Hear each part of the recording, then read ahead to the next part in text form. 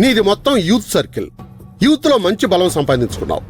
సత్య youth association అని ఒకటి పెట్టి మొత్తం యూత్ని గ్యాదర్ చేయి. సత్య, ప్రతి కాలేజీలోనూ నీ అసోసియేషన్ పేరు మీద కార్యక్రమాలు చేయి. ప్రతి బస్తీలోనూ ఆటల పోటీలు పెట్టి వాళ్ళకి ఏమేమి కిట్స్ కావాలో అన్నీ సప్లై చేయి.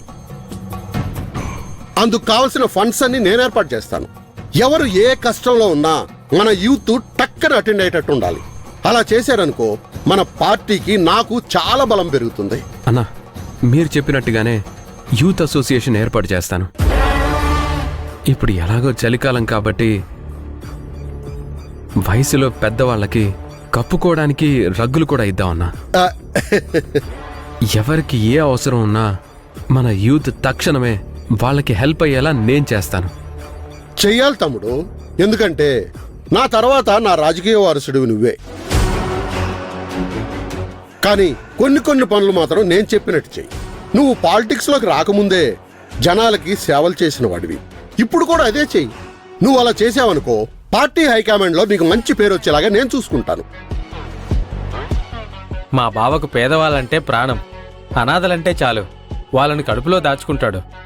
వృద్ధాశ్రమం అంటే దాన్ని దేవాశ్రమంలా చూసుకుంటాడు. అరే బామర్ది, ఎవరు ఎంతకాలం ఈ భూమి మీద ఉంటారో ఎవ్వరికీ తెలియదు. అలాంటప్పుడు స్వార్థం ఎందుకురా? మనిషి నిస్వార్థంగా ఉండాలి. ఈ ప్రపంచం ఎవరి ఆస్తి కాదు, ఏది శాశ్వతమూ కాదు. ఈ భూమి మీదకి మనం వచ్చిపోయే ప్రయాణికులు మాత్రమే. కొంతమంది ముందు స్టేషన్లో దిగుతారు, మరి కొంతమంది బస్సు ఎక్కడ ఆగితే అక్కడ లాస్ట్ స్టేజ్లో దిగుతారు. ఎవరు ఎక్కడ దిగినా దిగడం అనేది మాత్రం నిజం. ఈసారి నేను గెలిస్తే జనం కోసమే నా ధనమంతా ఉపయోగిస్తాను. మనిషి మనుగడికి గృహం కావాలి.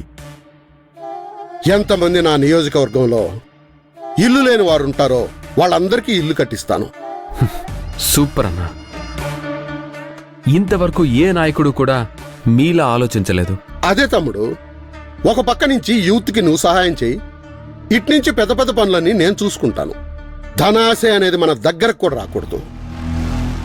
బావా, మీరు మాట్లాడుతుంటే సత్య సంతోషపడుతున్నాడు. నాకు కూడా గూజ్ బంప్స్ వస్తున్నాయి.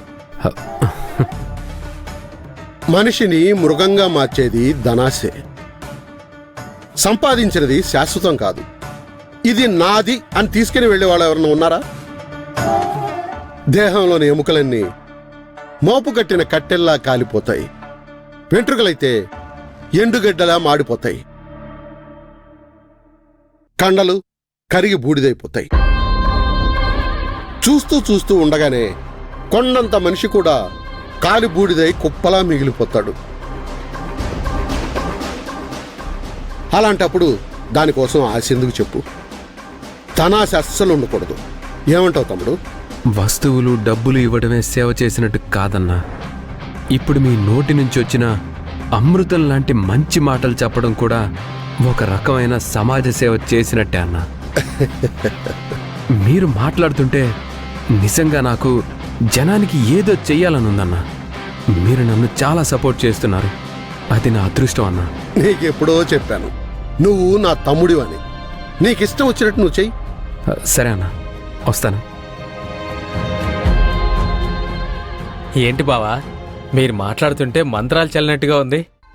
సత్యాలో సెకండ్ థాట్ రాకుండా మనం చెప్పింది చెప్పినట్టు చెయ్యాలి అంటే మాటల గారడి అవసరం అనిపించిందిరా. బావా, సత్యాను నెత్తినెక్కించుకున్నట్లు అనిపిస్తుంది బావా. అనిపించిందా? అనిపిస్తే మంచిదే. అవసరం అలాంటిది. వాడు కొన్ని పనులు చేయగలడు. వాడి అవసరం మనకు చాలా ఉంటుందరా.